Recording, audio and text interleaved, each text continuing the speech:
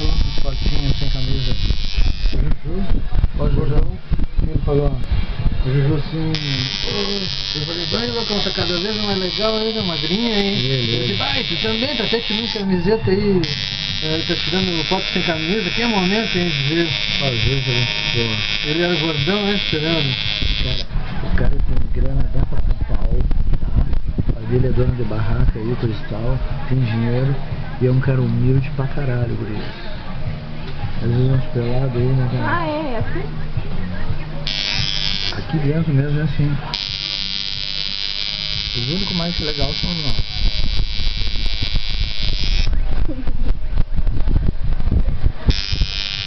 Que linha, né, meu? Você abriu ou não? Mas com a Mix os caras fazem isso, tá tomar lento. Essa é mais rápido mesmo. Você lembra que eu te disse que a minha sopa, a outra, era mais lenta que essa aqui?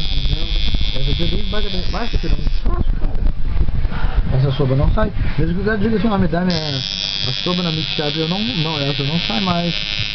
Essa aqui é só pra tradicional, eu tô fazendo tradicional nela, né? Não, mas é melhor que seja tradicional, né? Melhor que nada, né? Ela é forte e rápida, não é? Ela aquece pra caralho, só. Até a outra minha aqui, ela me aqueci. É.